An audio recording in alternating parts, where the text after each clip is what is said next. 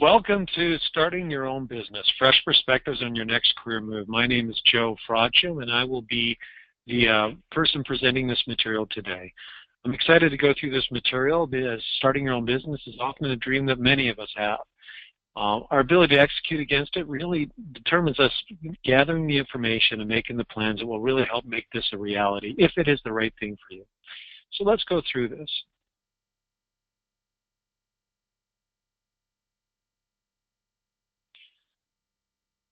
All right. In this session, we're going to go through the following topics. One is we're going to look at the market outlook. We're going to look at what the market is saying, why this may be an opportune time to actually have some form of self-employment or starting your own business. Next, it's really about getting clear on what your vision and purpose and reason for starting your own business is.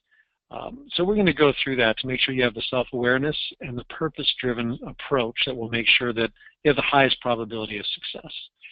And then it really is a matter of being self-aware around your strengths and, your composition, what you're looking for and who you are. And are you really built for and have the predisposition to be successful in this area?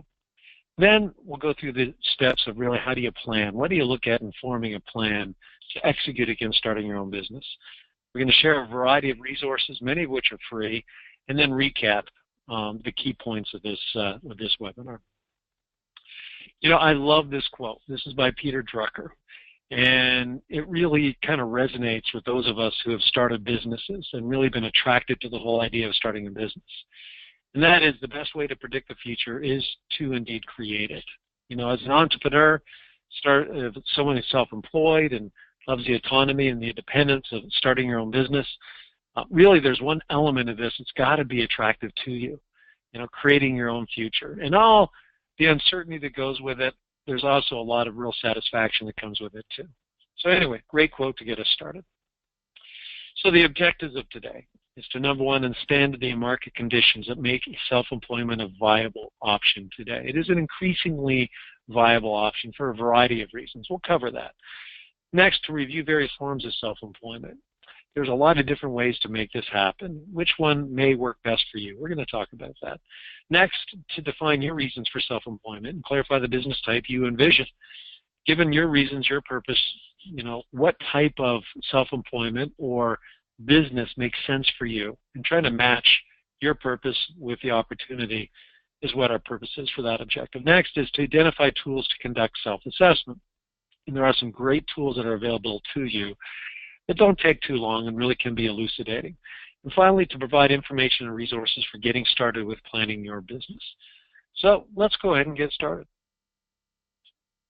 Market outlook. Let's start with that. There's been a lot of major shifts when it comes to our changing world today. Among these shifts, there's a number of favorable variables that will provide the means and inspiration for transitioning to self-employment. Some of the meta trends include technology and mobility, much more ubiquitous and available to start a business and service people and communicate now than ever in the history. Next, the economy and global thinking. It's a much less boundary-driven, much more boundaryless world that we're in, where we procure goods and services and information and communities from around the world. Next, corporate downsizing. There has definitely been a meta trend for decades now, where people's sense of employment with one company for the duration of their career is really more the exception than the norm nowadays. So this has really made self-employment, self-determination, the ability to create and craft your own path versus being at the whims of a company much more appealing to people. And then finally, the competitive job market. It's tough to get a job. Sometimes you want to create one. And for that reason, it's a very viable alternative.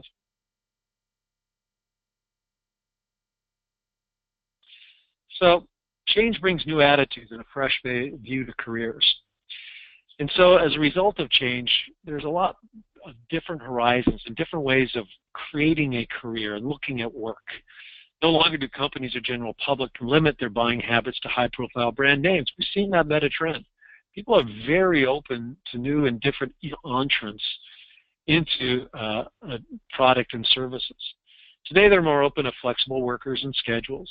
Entrepreneurs, people tend to want to go for that entrepreneur. The popularity of Shark Tank is just one example of that. Franchise products and services are becoming very mainstream. Selling on eBay or Amazon is a huge opportunity, really a very, very mainstream way of actually procuring resources and selling services is on eBay or Amazon. Creative specialty services, people really like niche stuff, and we've seen people exploit niches, really very unique niches in the market in ways that they could never have before, but they can now. And even online learning like we're doing today. So the new attitudes, new horizons, new channels, and new opportunities to buy and sell services and products really spell new opportunity. The other thing really is the internet and mobile technology, sophisticated devices and apps. You know, they're lower costs for entree into new business owners. Now, if you have a website and some basic telecommunication capability, you really can go to market in ways that were never, ever even conceived even 10 or 15 years ago.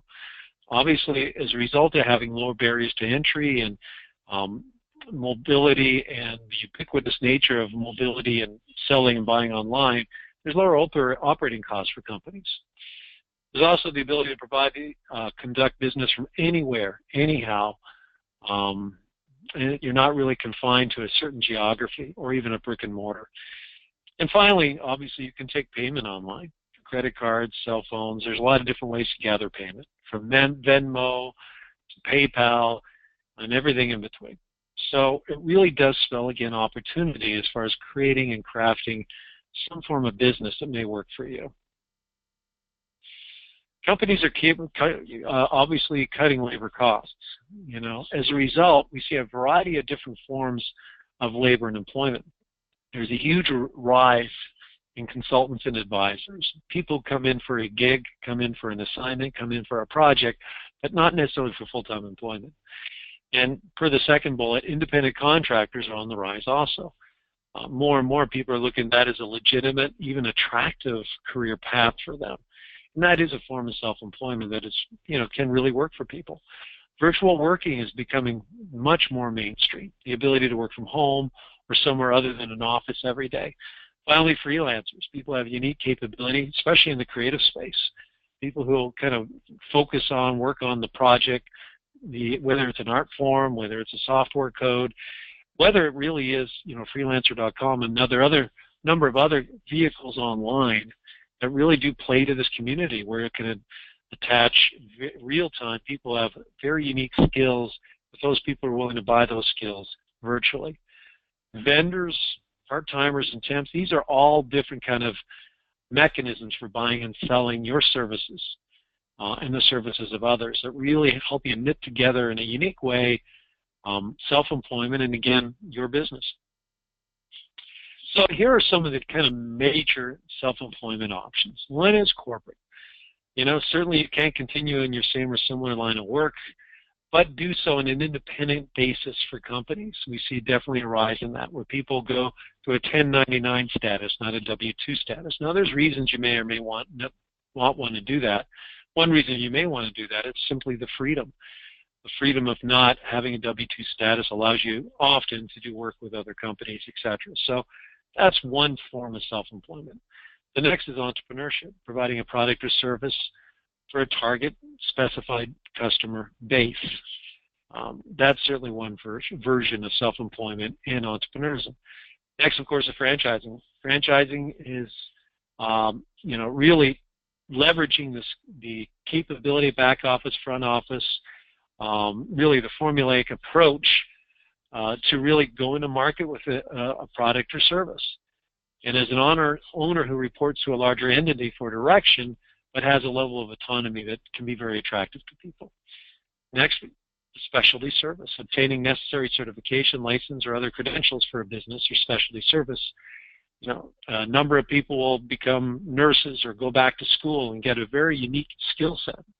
I had a very close colleague who became a specialty nurse and would actually contract out to different surgeons. That is one of 1,000 of different examples of really having a unique, niche specialty service that people are willing to buy. It does allow this self-employment, if you wish. The next is portfolio, developing multiple streams of income in what is known as a portfolio career. Those people that like variety, maybe don't want to have all their eggs in one basket, so to speak, but have a variety of different things that they do and mechanisms for generating income. These are all different self-employment options that, again, you can create if they match to your skill base and your interest. So what's your vision? Let's dive into you, because you really fundamentally have to craft your career. And it starts with really what is your purpose and your reason for wanting to do so. So what are your reasons? Is it to be independent? Or is it to really play with a new idea or product that you want to bring into the world? Is it fundamentally to make more money? Is it to determine your own destiny, not have someone else determine it for you? You know, fundamentally, do you value freedom and flexibility and want to really own your own time, not have someone else own it for you? It's to avoid the commuting routine, be able to have the ability to work from home or somewhere else. It's much more convenient. Is it to really apply special skills that you uniquely have acquired or have an interest in, or to emulate a role model? You know, for many people, it's all of these, but for most of us, there's a priority to it. You know, which are the one or two or three things that really resonate with you and are your biggest reasons or drivers for actually being interested in self-employment and entrepreneurism? It's really important to know what those are, because they're really going to drive then your plan, your approach, your product, your service, everything about what you end up doing. So clarify your vision. You can begin clarifying that vision, and then you can refine it later. But it's important at least to get the sketch of your vision, which really involves four things, because every business involves four essential components: your product or service, your customer type, your geographic area, and your startup costs. Each one of those areas are really important to think through as far as what works for you and sync them up so that you have a thoughtful plan that has a higher probability of both being successful and exciting you. So, your product or service. Businesses are officially categorized simply as, do they offer a product, or is something tangible, or a service, which is something intangible. Now, theoretically, you could do both. You know, a product might be, hey, we deliver, you know, cookies that we bake to businesses and companies for special occasions. Well, that's actually both the product and the service. The product being the cookies, the service is we deliver it to you to add convenience to the whole process. Now, it could be one or the other, or it could be both. But you really do want to think in terms of, is it a product or a service? We have seen a rise in the service economy. The number, a proportion of our GDP and our workforce who are delivering a service, not a product. But, of course, a product has its benefits also. So which one is it for you? And then who will pay you? Fundamentally, once you know if it's a product and or service, who are you targeting? This is incredibly important. At a high level, you have B2B. Are you targeting other companies, other businesses, or is it an end retail consumer? You know, individuals or families, communities. You know, fundamentally, who is going to buy your product? Who would be most interested in your product? And usually it's one or two, but not all of the following companies: the general public, specific or special population, government entities, and professional services. This is really important because this will really drive your marketing, your approach, even the capabilities you would develop individually and as a firm. Next is, where will your customers be located? You know, the geographic area still matters, even in a boundaryless world, because we do see the buying behavior still does happen word of mouth and within certain networks and often geographical areas. You can also drive the type of marketing you may or may not do. So is it local, regional, national, global? Where do these people sit? Who are making decisions? How do they make decisions? Where do they go ahead and buy and purchase the product and or service that you're interested in? Again, really, really critical that you know that. And can you reach them? And then next kind of final, really focused and important question is, what will it cost to get started? Will you need financing to launch your business? Will you bootstrap it and do it with your own financing? Will you go out of pocket? Will you bring in a partner? There's so many different ways to bring capital and monies that are necessary to start a business. And there's wide variance in how much it does indeed cost to start a business. It can be relatively low to very, very high barrier to entry as far as startup costs go. But some of the things, that when you add it up, it can be quite costly. Your needs may include many of the following things listed on this slide. Generally, you need a computer, a website. Those are kind of minimum where people, even if you're not selling online, you're going to want a place to go to learn more about you, your product, your service. It does legitimize you when you have a presence online. Obviously, you need to have the ability to phone calls, materials, supplies, perhaps even brick and mortar storefront, warehousing, people, staff, training, equipment. Startup costs are real, and it's important that you itemize those and plan for those up front. The worst thing is when you get started and you don't have enough money to continue. You really want to make sure that you have enough money to get to, at the very least, start up where you're actually selling products or services. A really nice rule of thumb is to itemize your costs to a break-even point. How much money and how much time will it take for your product or service to get to a point where it's actually paying for itself? It's break-even point.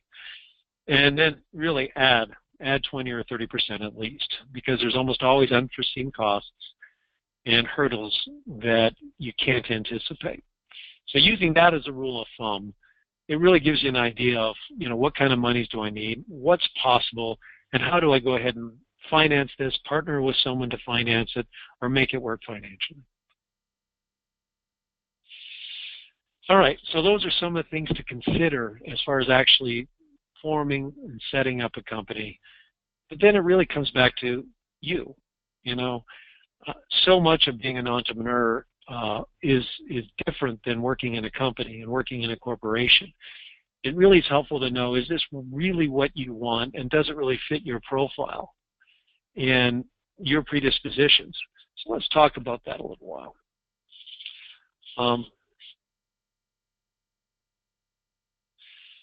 So I really recommend that you conduct a thorough assessment before launching your business. That self-assessment will be very helpful to you to understand your reasons for self-employment.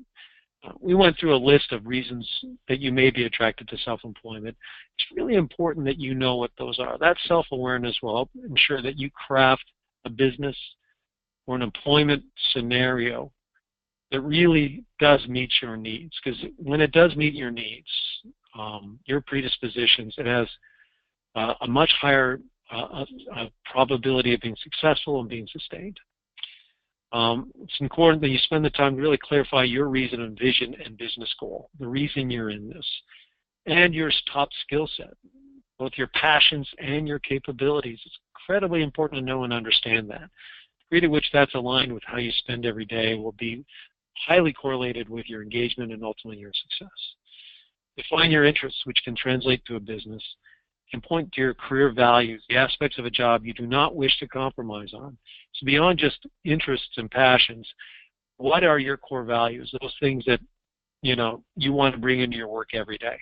If you care about the environment, if you care about families, if you care about work-life balance, these are all the types of values that you want to bring clearly into how you do the work and what you do. So it's important to know all this stuff. And that's why self-assessment and self-awareness are so critical. So career values. The career assessment webinar, if you haven't taken that, would be highly recommended. And it's comprised of skills, interests, and values. Below is a list of your typical self-employed person and what they value. You can look at these and say, does this set of values really align with my set of values? And again, I'd highly recommend the career assessment webinar if you haven't taken that, because that will really be a nice precursor to you really thinking through your match against what it takes to be self-employed, build a business, be an entrepreneur. At the top of the list, autonomy. Entrepreneurs are willing to give up a level of security for autonomy and independence.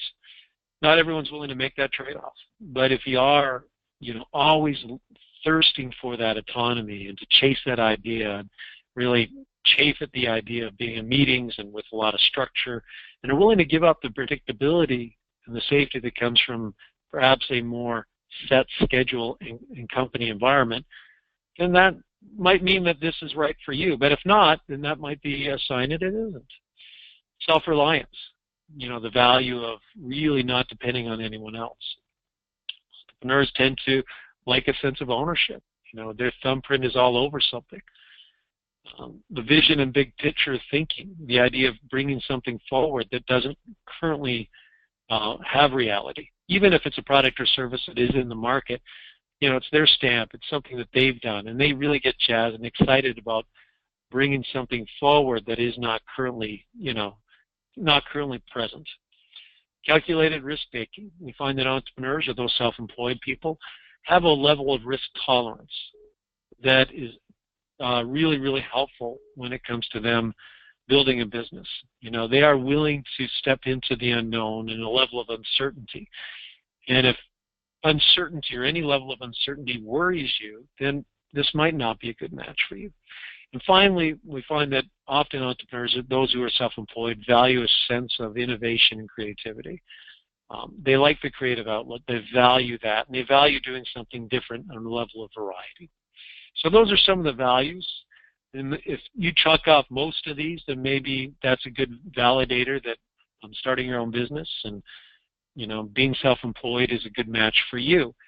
If most of these are not describing you in your value base, then that's a good input too, that you might want to think about different forms of employment. Again, just one data point, but it's a helpful one from a self-checklist. Some tools that would be really beneficial to go through and review and get the results on. You can find these on Career Workspace and on your dashboard. ONET Skills, the Work Importance, and the Interest Profiler. All quite concise assessments, but they give you really, again, collectively some data points, some self-insight to help you understand, one, do I value this? Am I ready for this? And where are my strengths when it comes to self-employment or being an entrepreneur? And where are some areas of concern that I need to be aware of, get support on, maybe coaching on, or just kind of look to mitigate against as I move forward. Finally, there is a very unique tool to help really assess your predisposition around entrepreneurism, the Entrepreneurial Readiness Profile. Again, this is available in CWS in the Entrepreneur section. Highly recommend it. Go through, answer each of the questions, go with your first response, answer it honestly. It's not a test. There's not a right or wrong here. And I think this will give you, again, not only an idea of how aligned you are with this career option, what areas of strength and maybe self-awareness of opportunities or gaps you need to be aware of if you choose this kind of course of career action.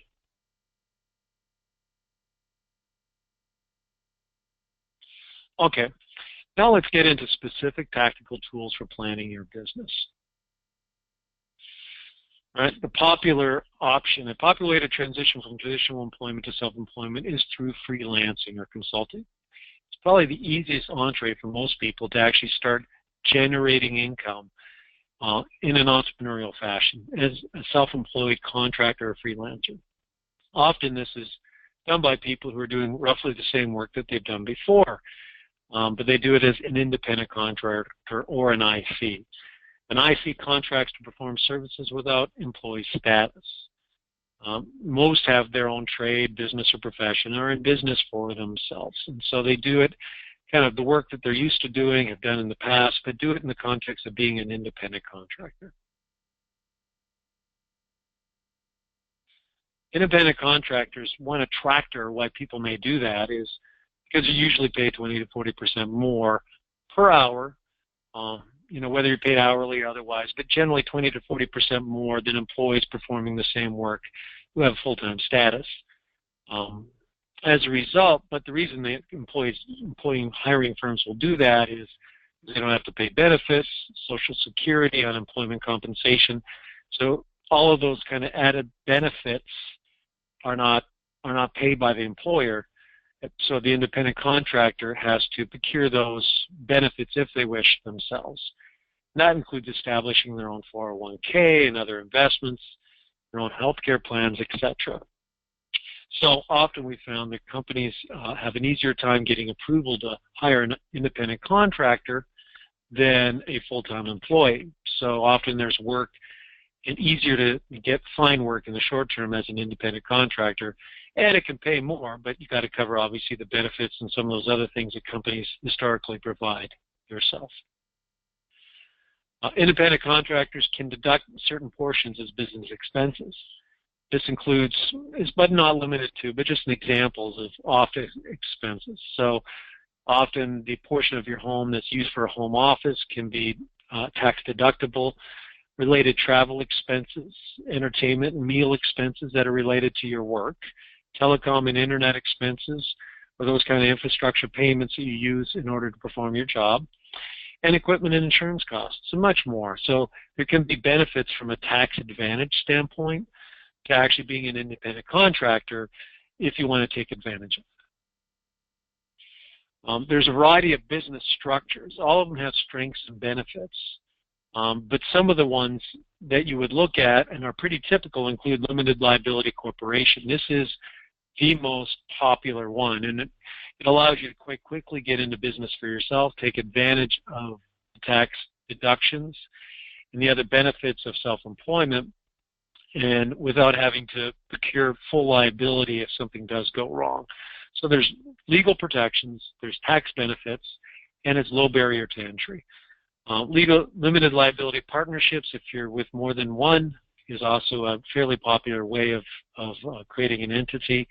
Sole proprietor, partnership, corporation, S-corp, these are all pretty common entities. It'd be good to research each one to figure out which entity makes sense for you. And of course, getting the advice of a lawyer is also very, very helpful. Pro tip, you can form your business through your local county, courthouse, or online through various websites. So there are lower cost ways of doing it online, or you can use a lawyer, or other resources that are probably in your area. For business plans, for other self-employment options, you'll need to make a formal business plan.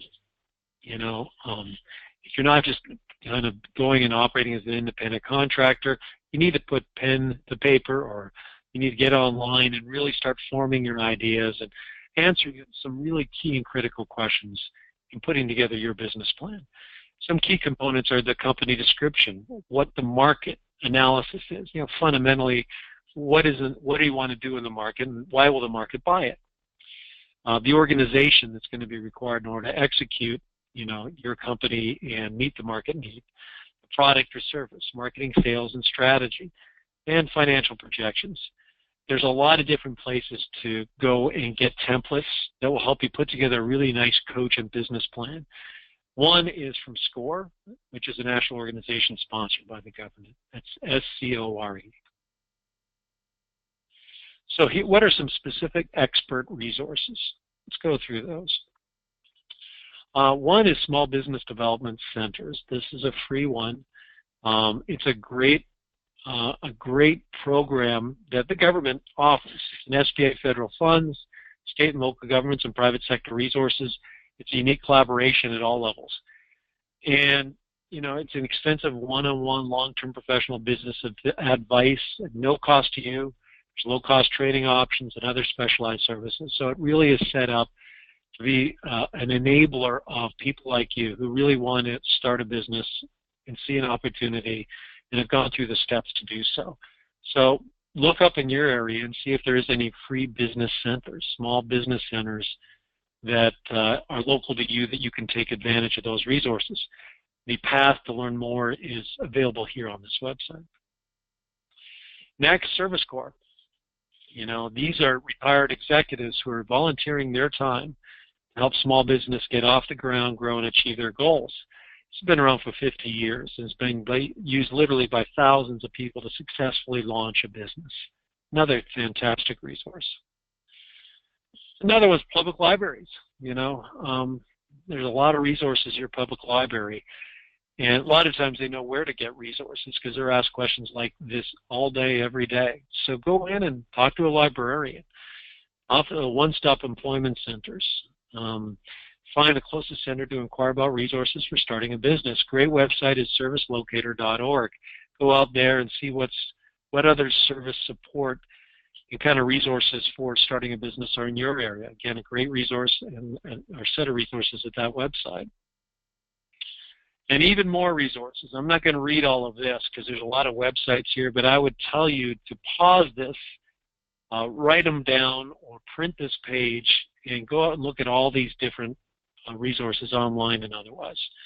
All of them give you something different and something that can be very, very helpful to you. And putting business plans together and incorporating, like incorporate.com.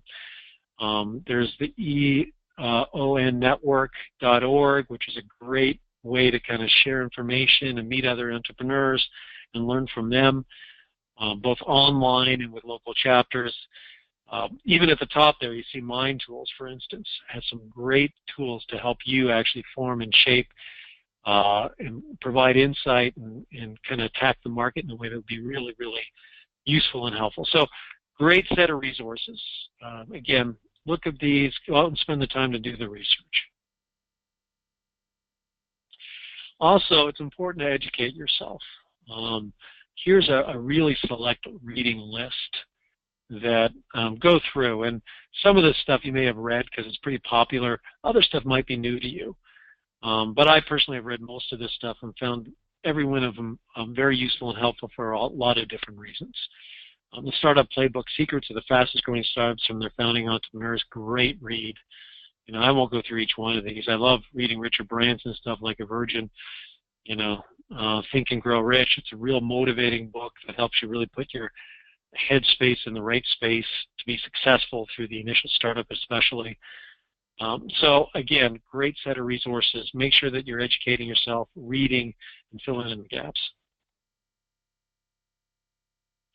So we've gone through a lot of information quite quickly. I'd encourage you to go back, look at the information, listen to it again, and take the time to really study and learn. Be both self-aware and other-aware, self-aware of your own strengths and maybe gaps when it comes to venturing out, what form and what structure you want to take, what business are you going to start and launch, what's your long-term plan, what are your reasons for doing this. These are all the types of things that you really need to spend some time understanding. And ultimately, if it makes you excited, if your path gets you really juiced and jazzed, then you're probably on the right path. But then you've got to, of course, use your head, use your mind, use your analysis, use the tools available to make it a reality. So some of the key points I just want to make sure that we've reinforced. Self-employment can be a viable career option, considering several favorable market conditions. It's becoming more accessible to more people than ever before. And self-employment can take on a variety of different forms. There's not one right form. It's just what's right for you. So in order to make sure that you know what's right for you, it's important that you're clear on your reasons for self-employment. You need to clarify the type of business that fits your vision. And again, don't try to emulate someone. Make sure that you're really self-aware in what you want. And then, of course, emulate those that have made it work in a way that fits your needs. Conducting self-assessment can validate your reasons for self-employment and point you in the best type of business.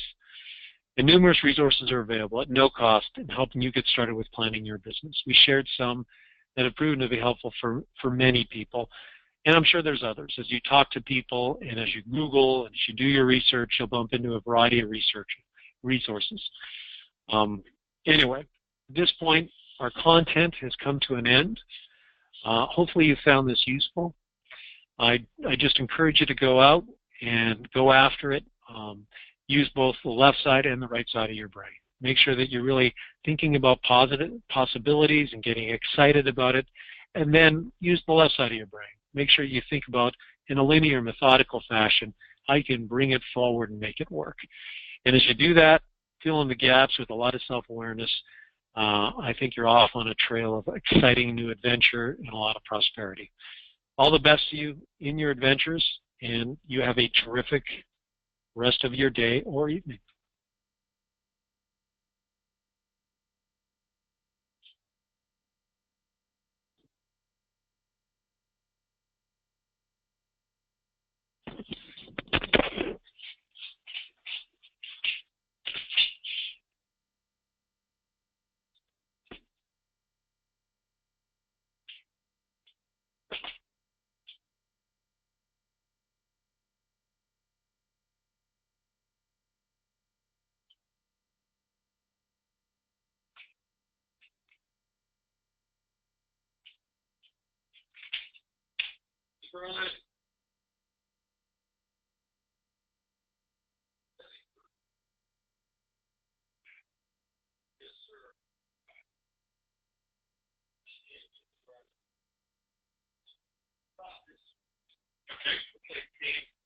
Okay, so go ahead and post out your PowerPoint. Okay.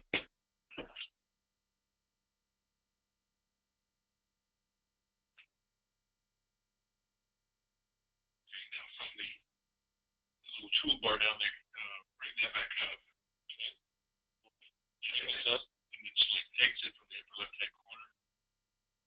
Exit, exit.